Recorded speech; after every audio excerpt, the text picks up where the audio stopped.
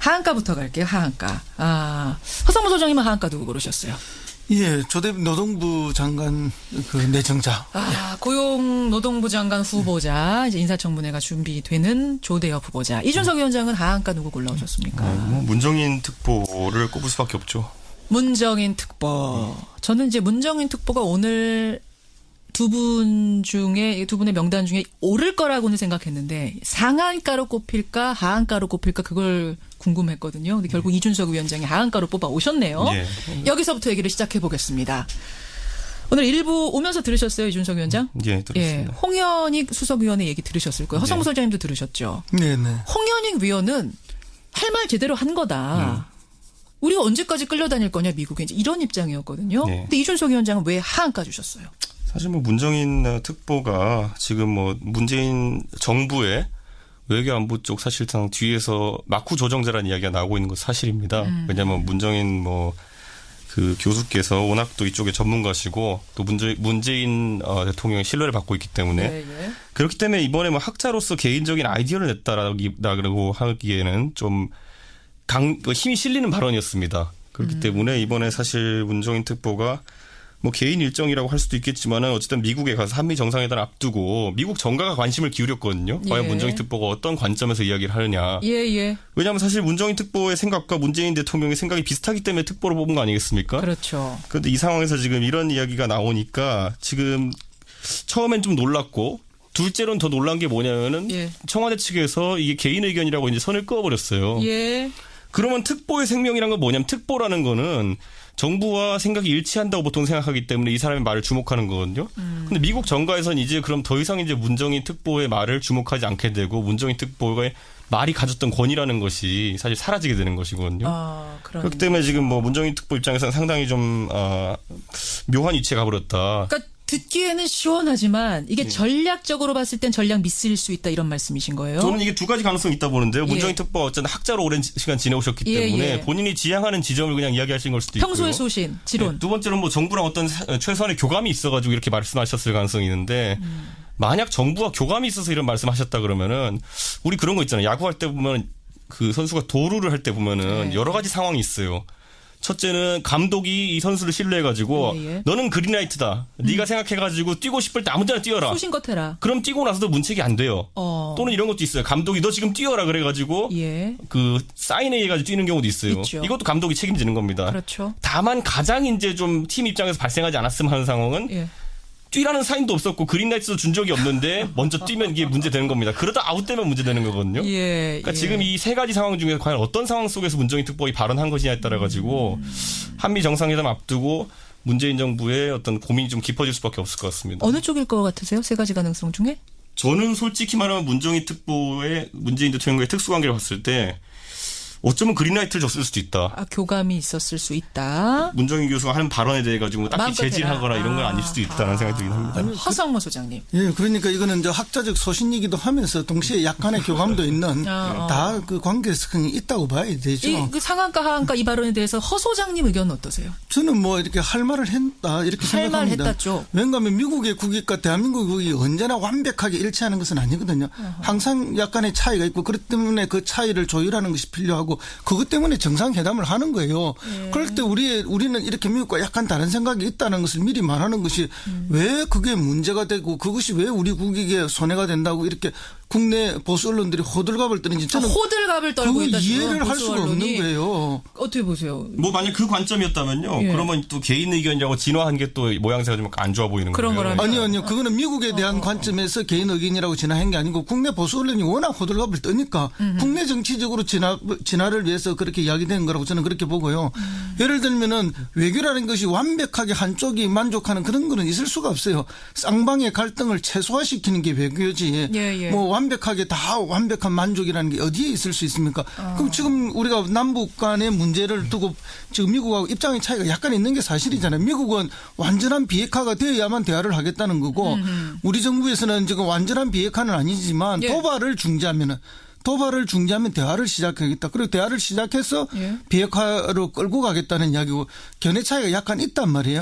그럼 이 견해 차이가 조금만 있으면 우리나라가 큰 문제가 될 것처럼 호들갑을 떨고 미국하고 조금만 생각이 다르면은 뭐 나라 망하는 것처럼 호들갑을 떠는 이런 건 여기서 너무 곤란한 거죠. 짚어봐야 될 게 예. 이제 결국에는 방금 전에 허 소장님께서 잘 짚어주셨지만은 비핵화하면은 대화하겠다랑 도발을 중지하면 대화하겠다. 이건 입장이 갈리고 우리가 충분히 한쪽 입장을 잡을 수도 있겠지만은 하필이면은 도발을 중지하면은 대화를 해야 된다라는 입장이 중국 측의 입장이 많이 반영된 겁니다. 지금까지 중국이 항상 이 육자회담에 이런 데서 견제했던 논리랑 비슷하기 때문에 결국 미국 입장에 봤을 때는 우리랑 정상회담 하러 오는데 논리는 중국 쪽 논리를 들고 오네? 뭐 이런 식의 인식을 가질 수 있기 때문에 조금은 미묘한. 아니, 그런데 그것도 다른 게 뭐 미국이 그렇게 주장한다 하지만 얼마 전까지만 해도 트럼프도 이야기했잖아요. 우리를 믿으라. 너그 체제 전복 안 할 테니까 우리하고 대화하자. 약속해 줄게.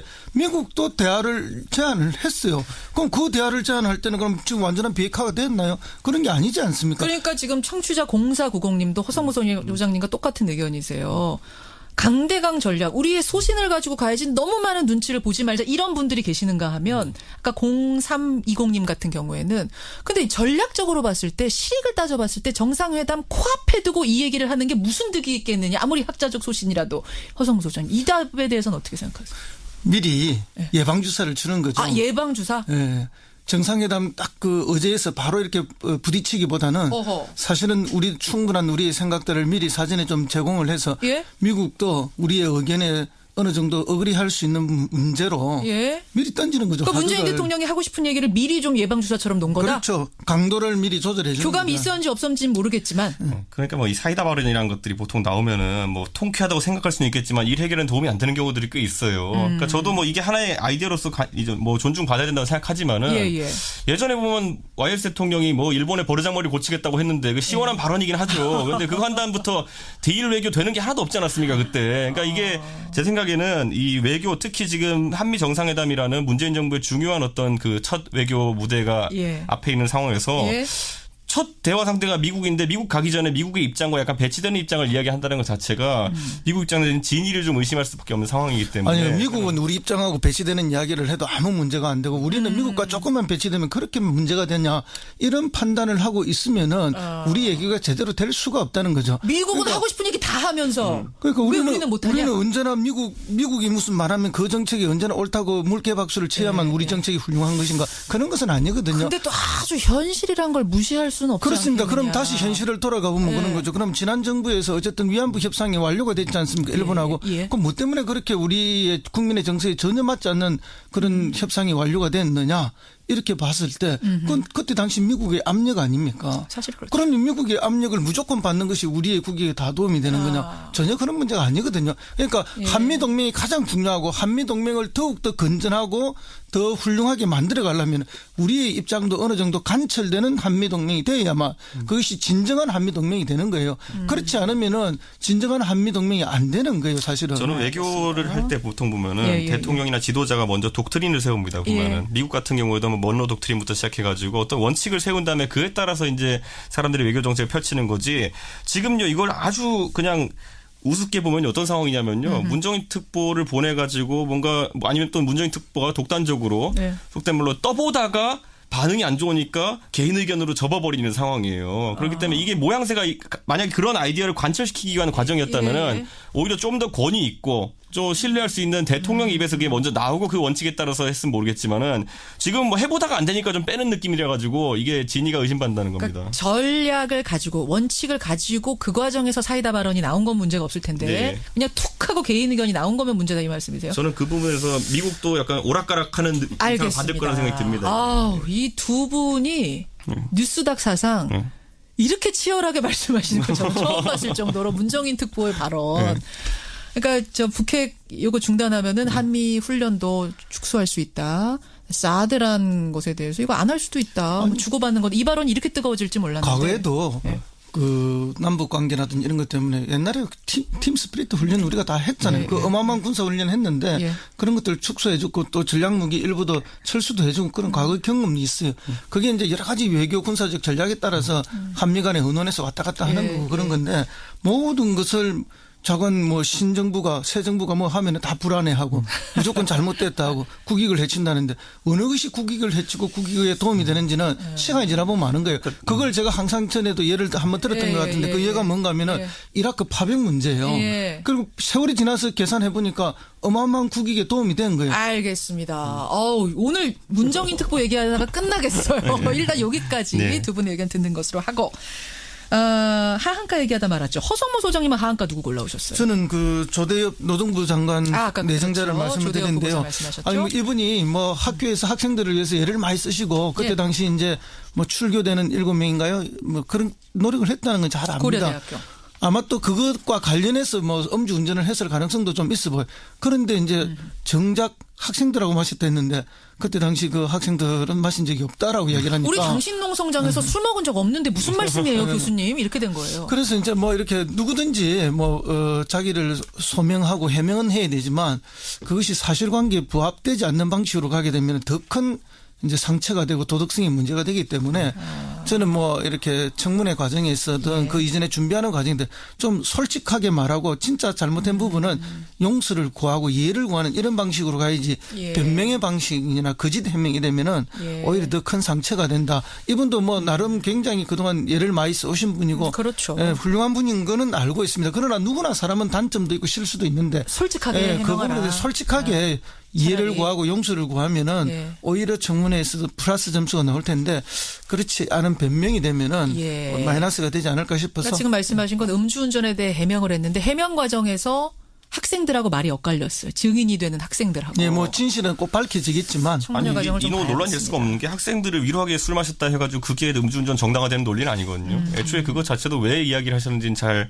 이해가 안 가기 때문에 다만 이제 노동부 장관으로서 오히려 임금체불이라든지 이런 면에 연루된 것이 저는 자질론에 가장 지금 화두하는가 싶은 생각이 듭니다. 약간. 두 분 다 좀 불안하세요, 조대엽 후보자는? 그러니까 뭐 내용이 어찌됐든 솔직하게 시인할 게 있으면 시인하고 이해를 구할 게 있으면 구하는 게 좋다. 알겠습니다. 거짓이 되면 안 된다는 거죠. 자, 하한가 이렇게 해서 문정인, 조대엽 두 사람의 이름을 올렸고 상한가로 가보겠습니다. 이준석 위원장은 상한가 누구? 저는 김상조 위원장을 꼽을 수밖에 없습니다. 김상조 공정거래위원장. 아까 이해운 의원도 칭찬을 많이 하셨는데 이준석 위원장도 상한가로 잠깐만 기다려주세요. 이해운 의원은 친하잖아요. 김상조 위원장. 너무 친해요? 허성모 소장님은 상한가 누구 주시겠어요? 아니 제가 그래 김상조를 정했더니 이미 정했다고 했어요. 두 분 다 김상조 위원장이었습니까? 이야, 김상조 위원장 인기 폭발인데요. 그래서 주광덕 의원으로 주광덕 의원은 상한가의 요인과 하한가의 요인을 동시에 갖고 있는 분인데 그래서 제가 상한가에도 주광덕 하한가에도 주광덕을 하려 했더니 지금까지 그런 전례가 없다 해서. 맞아요. 일단 상한가 쪽에 넣으셨군요. 자, 요 얘기부터 그럼 시작하겠습니다. 자유한국당 주광덕 의원 참 문정인 특보만큼이나 요 사이에 뜨거운 인물이에요. 주광덕 의원. 근데 왜 상한가 주셨어요? 예, 뭐 어쨌든 이제 뭐 청와대나 여당의 입장에서 보면 굉장히 아픈 부분이지만. 제가 자초지종 설명을 잠깐 드려야겠네요. 그러니까 안경환 교수의 그 혼인무효소송 판결문. 40년 전의 판결문을 주광덕 의원이 입수해가지고 이걸 이제 언론이 보도하면서 낙마까지 간 거 아닙니까? 그렇죠. 도대체 이 판결문을 어떻게 얻었느냐 갖고선 여러 가지 논란이 있다가 어제 기자회견까지 하고 뭐 이랬단 말입니다. 예. 그래서 이게 이제 뭐 어쨌든 그 새 정부 들어서서 낙마 1호가 됐는데 그 스모킹건을 이 양반이 이제 획득한 거 아닙니까? 그렇죠. 이제 그런 면에서 보면은 어쨌든 뭐 이 양반은 그 이제 모든 포털에서 뭐 실시간 검색 1위를 이틀 동안 했으니까 맞습니다. 상한가를 줄만 하죠. 그리고 상한가가 맞다. 그럼에도 불구하고 이분이 원래 검찰 출신 아닙니까? 검찰입니다. 그러면 이제 검찰 개혁의 핵심이 지금 청와대 민정수석하고 그다음에 안경환 법무장관 두 분으로 이렇게 투톱을 하려 했는데 이 구도가 지금 무너진 거 아닙니까? 그럼 하필이면 검찰 출신인 주광덕 의원이 이걸 입수를 해서 이렇게 했느냐. 그 과정을 보면은 뭐 크게 의심할 거 없다라는 주장도 있지만 또 의심할 만한 정황들도 있는 거죠. 그래서 결국은 이제 검찰 개혁을 저지하기 위한 거대한 어떤 세력들이 있는 것이고 그 세력들에 의해서 어떤 이런 전체적인 흐름들이 잡힌 것이 아닌가. 물론 개인의 개인기로 발견을 했고 달라했고 그래서 찾아낸 것도 있지만 그런 주장이 가능하고요. 그래서 결국은 검찰 개혁을 자초시키는데 앞장선 게 아닌가. 그래서 이 안경환 후보의 약점을 미리 알고 있었던 사람들이 있는 것이 아닌가 하는 그런 의심이 지금 생기고 있는 거죠.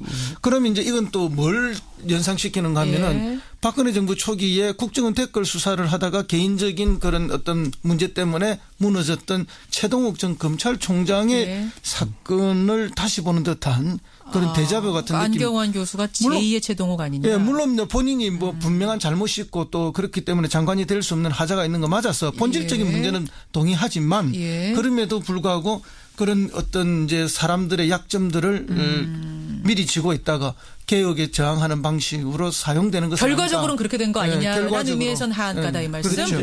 이준석 그냥 위원장님. 간단히 짚어보면요. 주광덕 의원이 이걸 하필이면 이걸 왜 제시했냐고 하는데 원래 법무부 장관은 법사위에서 그 청문회 하는 거고요. 예. 검찰 출신이니까 법사위 간 겁니다. 그렇기 때문에 이게 뭐 다른 어떤 개연성이 있다긴 좀 어렵고요. 이게 뭐 인터넷상에 도는 거 보면 뭐 김기춘의 정무비서관 뭐 이런 식으로 돌던데 예.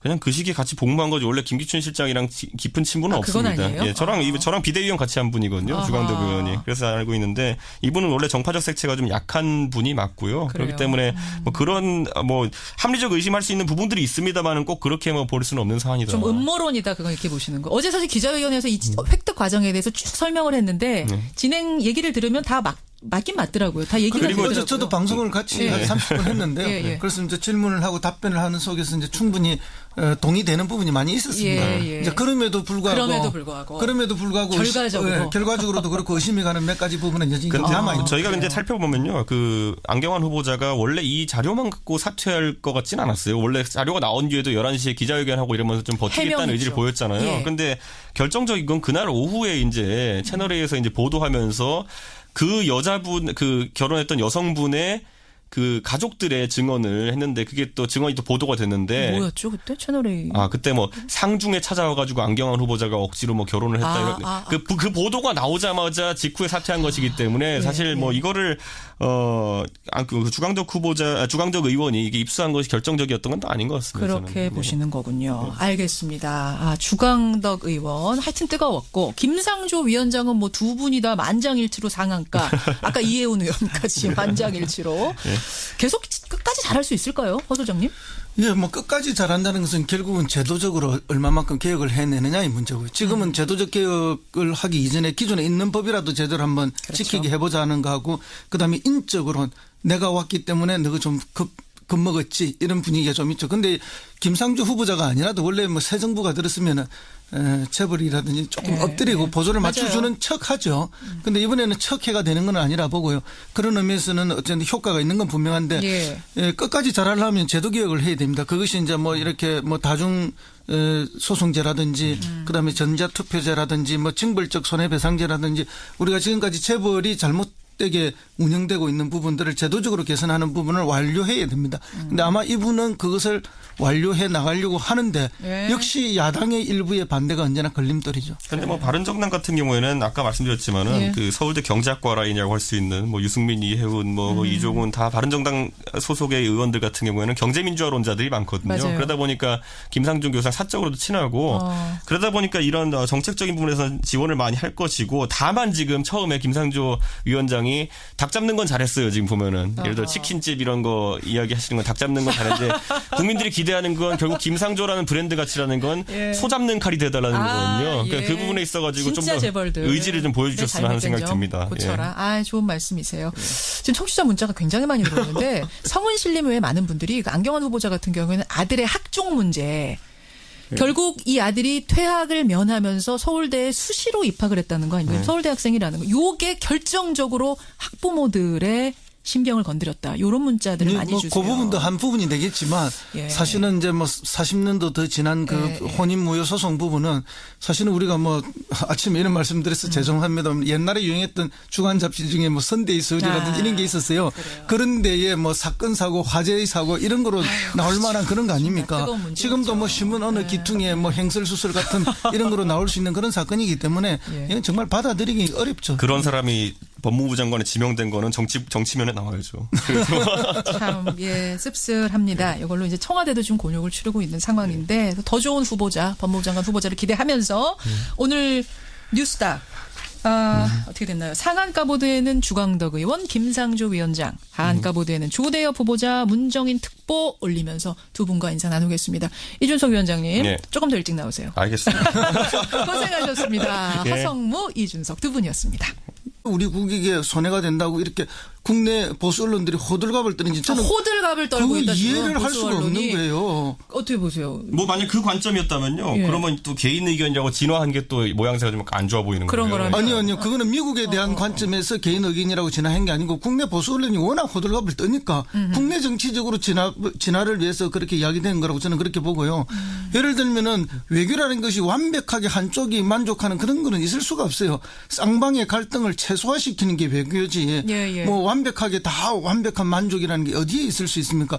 그럼 지금 우리가 남북 간의 문제를 두고 지금 미국하고 입장의 차이가 약간 있는 게 사실이잖아요. 미국은 완전한 비핵화가 되어야만 대화를 하겠다는 거고 우리 정부에서는 지금 완전한 비핵화는 아니지만 예. 도발을 중지하면 대화를 시작하겠다. 그리고 대화를 시작해서 예. 비핵화로 끌고 가겠다는 이야기고 견해 차이가 약간 있단 말이에요. 예. 그럼 이 견해 차이가 조금만 있으면 뭐 우리나라가 큰 문제가 될 것처럼 호들갑을 떨고 미국하고 조금만 생각이 다르면은 뭐 나라 망하는 것처럼 호들갑을 떠는 이런 건 여기서 너무 곤란한 저희가 거죠. 짚어봐야 될 게 예. 이제 결국에는 방금 전에 허 소장님께서 잘 짚어주셨지만은 비핵화하면은 대화하겠다랑 도발을 중지하면 대화하겠다. 이건 입장이 갈리고 우리가 충분히 한쪽 입장을 잡을 수도 있겠지만은 하필이면은 도발을 중지하면은 대화를 해야 된다라는 입장이 중국 측의 입장이 많이 반영된 겁니다. 지금까지 중국이 항상 이 육자회담에 이런 데서 견제했던 논리랑 비슷하기 때문에 결국 미국 입장에 봤을 때는 우리랑 정상회담 하러 오는데 논리는 중국 쪽 논리를 들고 오네? 뭐 이런 식의 인식을 가질 수 있기 때문에 조금은 알겠습니다. 미묘한. 아니, 그런데 그것도 다른 게 뭐 미국이 그렇게 주장한다 하지만 얼마 전까지만 해도 트럼프도 이야기했잖아요. 우리를 믿으라. 너가 체제 전복 안 할 테니까 우리하고 대화하자. 약속해 줄게. 미국도 대화를 제안을 했어요. 그럼 그 대화를 제안할 때는 그럼 지금 완전한 비핵화가 됐나요? 그런 게 아니지 않습니까? 그러니까 지금 청취자 공사 압력 아닙니까? 사실 그렇죠. 그러면 미국의 압력을 무조건 받는 것이 우리의 국익에 다 도움이 되는 거냐? 전혀 그런 문제가 아니거든요. 그러니까 한미동맹이 가장 중요하고 한미동맹을 더욱더 건전하고 더 훌륭하게 만들어 가려면 우리의 입장도 어느 정도 관철되는 한미동맹이 돼야만 그것이 진정한 한미동맹이 되는 거예요. 그렇지 않으면은 진정한 한미동맹이 안 되는 거예요, 사실은. 저는 외교를 할 때 보통 보면은 대통령이나 지도자가 먼저 독트린을 세웁니다. 보면은 미국 같은 경우에도 뭐 먼로 독트린부터 시작해가지고 어떤 원칙을 세운 다음에 그에 따라서 이제 사람들이 외교 정책을 펼치는 거지. 지금요 이걸 아주 그냥 우습게 보면 어떤 상황이냐면요. 문정인 특보를 보내가지고 뭔가 아니면 또 문정인 특보가 독단적으로 속된 말로 떠보다가 반응이 안 좋으니까 개인 의견으로 접어버리는 상황이에요. 그렇기 때문에 이게 모양새가 만약에 그런 아이디어를 관철시키기 위한 과정이었다면은 오히려 좀 더 권위 있고 좀 신뢰할 수 있는 대통령 입에서 그게 먼저 나오고 그 원칙에 따라서 했으면 모르겠지만은 지금 뭐 해보다가 안 되니까 좀 빼는 느낌이라 가지고 이게 진위가 의심받는다는 겁니다. 그러니까 전략을 가지고 원칙을 가지고 그 과정에서 사이다 발언이 나온 건 문제가 없을 텐데 그냥 툭 하고 개인 의견이 나온 거면 문제다 이 말씀이세요? 저는 그 부분에서 미국도 약간 오락가락하는 인상을 받을 거라는 생각이 듭니다. 이 두 분이 뉴스닥 사상 이렇게 치열하게 말씀하시는 거 처음 봤을 정도로 문정인 특보의 발언. 그러니까 저 북핵 요거 중단하면은 한미 훈련도 축소할 수 있다. 사드란 것에 대해서 이거 안 할 수도 있다. 뭐 주고받는 것. 이 발언이 이렇게 뜨거워질지 몰랐는데. 과거에도 그 남북 관계라든지 이런 것 때문에 옛날에 팀 스피릿 훈련 우리가 다 했잖아요. 그 어마어마한 군사 훈련 했는데 그런 것들 축소해주고 또 전략무기 일부도 철수도 해주고 그런 과거 경험이 있어요. 그게 이제 여러 가지 외교 군사적 전략에 따라서 한미 간에 의논해서 왔다 갔다 하는 거고 그런 건데 모든 것을 자관 뭐 신정부가 새 정부가 뭐 하면은 다 불안해하고 무조건 잘못됐다 하고 국익을 해친다는데. 하한가부터 갈게요. 하한가. 허성무 소장님은 하한가 누구 고르셨어요? 예, 조대빈 노동부 장관 그 내정자. 고용노동부 장관 후보자 이제 인사청문회가 준비되는 조대엽 후보자. 이준석 위원장은 하한가 누구 골라오셨습니까? 문정인 특보를 꼽을 수밖에 없죠. 문정인 특보. 저는 이제 문정인 특보가 오늘 두 분의 명단 중에 오를 거라고는 생각했는데 상한가로 꼽힐까 하한가로 꼽힐까 그걸 궁금했거든요. 근데 결국 이준석 위원장이 하한가로 뽑아 오셨네요. 여기서부터 얘기를 시작해 보겠습니다. 오늘 일부 오면서 들으셨어요, 이준석 위원장? 예, 들었습니다. 홍현익 수석위원의 얘기 들으셨을 거예요. 허성무 소장님도 들으셨죠? 네네. 홍현익 위원은 할 말 제대로 한 거다. 우리가 언제까지 끌려다닐 거냐 미국에 이제 이런 입장이었거든요. 근데 이준석 위원장은 왜 하한가 주셨어요? 사실 뭐 문정인 특보가 지금 뭐 문재인 정부의 외교안보 쪽 사실상 뒤에서 막후 조정자라는 이야기가 나오고 있는 건 사실입니다. 왜냐하면 문정인 그 교수께서 워낙 또 이쪽에 전문가시고 또 문재인 대통령의 신뢰를 받고 있기 때문에 네, 네. 그렇기 때문에 이번에 뭐 학자로서 개인적인 아이디어를 냈다라고 하기에는 좀 힘이 실리는 발언이었습니다. 그렇기 때문에 이번에 사실 문정인 특보가 뭐 개인 일정이라고 할 수도 있겠지만은 어쨌든 미국에 가서 한미 정상회담 앞두고 미국 정가가 관심을 기울였거든요. 과연 예. 문정인 특보가 어떤 관점에서 이야기를 하느냐. 예. 왜냐하면 사실 문정인 특보의 생각과 문재인 대통령의 생각이 비슷하기 때문에 특보를 뽑은 거 아니겠습니까? 그렇죠. 그런데 이 상황에서 지금 이런 이야기가 나오니까 지금 처음엔 좀 놀랐고 둘째로는 더 놀란 게 뭐냐면은 예. 청와대 측에서 이게 개인 의견이라고 이제 선을 그어버렸어요. 예. 그러면 특보의 생명이란 건 뭐냐면 특보라는 거는 정부와 생각이 일치한다고 보통 생각하기 때문에 이 사람의 말을 주목하는 거거든요. 근데 미국 정가에서는 이제 그럼 더 이상 이제 문정인 특보의 말을 주목하지 않게 되고 문정인 특보의 말이 가졌던 권위라는 것이 사실 사라지게 되는 것이거든요. 그렇기 때문에 지금 뭐 문정인 특보 입장에서는 상당히 좀 묘한 위치에 가버렸다. 그러니까 듣기에는 시원하지만 이게 전략적으로 봤을 땐 전략 미스일 수 있다 이런 말씀이신 거예요? 저는 이게 두 가지 가능성이 있다 보는데요. 문정인 특보가 어쨌든 학자로 오랜 시간 지내오셨기 때문에 본인이 지향하는 지점을 그냥 이야기하신 걸 수도 있고요. 평소의 소신, 지론. 네, 두 번째는 뭐 정부랑 어떤 최소한의 교감이 있어가지고 이렇게 말씀하셨을 가능성이 있는데 만약 정부와 교감이 있어서 이런 말씀하셨다 그러면은 우리 그런 거 있잖아요. 야구할 때 보면 그 선수가 도루를 할 때 보면은 여러 가지 상황이 있어요.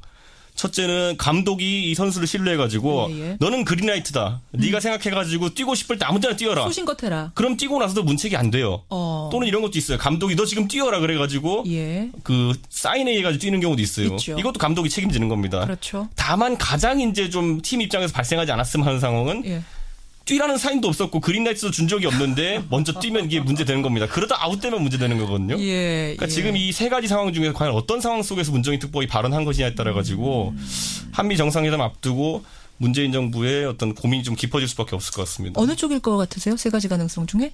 저는 솔직히 말하면 문정인 특보의 문재인 대통령과의 특수관계를 봤을 때 어쩌면 그린라이트를 줬을 수도 있다. 교감이 있었을 수 있다. 문정인 교수가 하는 발언에 대해 가지고 딱히 제지하거나 이런 건 아닐 수도 있다는 생각이 들긴 합니다. 허성모 소장님. 예, 그러니까 이거는 이제 학자적 소신이기도 하면서 동시에 약간의 교감도 있는 다 그 관계성이 있다고 봐야 되죠. 그 상한가 하한가 이 발언에 대해서 허 소장님 의견은 어떠세요? 저는 뭐 이렇게 할 말을 했다 이렇게 생각합니다. 할 말 했다죠. 왜냐하면 미국의 국익과 대한민국의 국익이 언제나 완벽하게 일치하는 것은 아니거든요. 항상 약간의 차이가 있고 그렇기 때문에 그 차이를 조율하는 것이 필요하고 그것 때문에 정상회담을 하는 거예요. 그럴 때 우리는 이렇게 미국과 약간 다른 생각이 있다는 것을 미리 말하는 것이 왜 그게 문제가 되고 그것이 왜 구공님도 허성무 소장님과 똑같은 의견이세요. 강대강 전략, 우리의 소신을 가지고 가야지 너무 많은 눈치를 보지 말자 이런 분들이 계시는가 하면 아까 0320님 같은 경우에는 근데 전략적으로 봤을 때 실익을 따져봤을 때 정상회담 코앞에 두고 이 얘기를 하는 게 무슨 득이 있겠느냐 아무리 학자적 소신이라도 허성무 소장님 이 답에 대해서는 어떻게 생각하세요? 미리 예방주사를 주는 거죠. 예방주사? 네.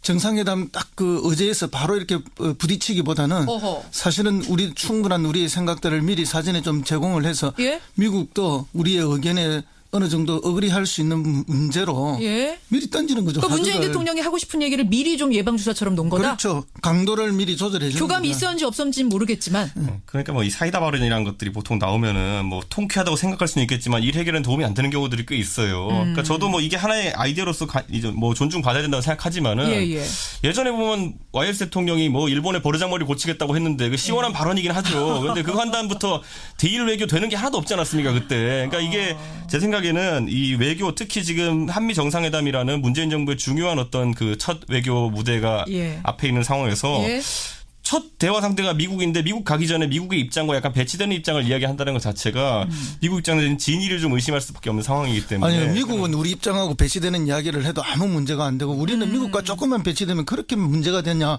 이런 판단을 하고 있으면은 우리 얘기가 제대로 될 수가 없다는 거죠. 미국은 그러니까, 하고 싶은 얘기 다 하면서 그러니까 우리는 못하냐? 우리는 언제나 미국이 무슨 말하면 그 정책이 언제나 옳다고 물개박수를 쳐야만 우리 정책이 훌륭한 것인가 그런 것은 아니거든요. 근데 또 아주 현실이란 걸 무시할 수는 없지 그렇습니다. 않겠느냐. 그럼 다시 현실을 돌아가 보면 그런 거죠. 그럼 지난 정부에서 어쨌든 위안부 협상이 완료가 됐지 않습니까? 일본하고. 그럼 뭐 때문에 그렇게 우리의 국민의 정서에 전혀 맞지 않는 그런 협상이 완료가 됐느냐?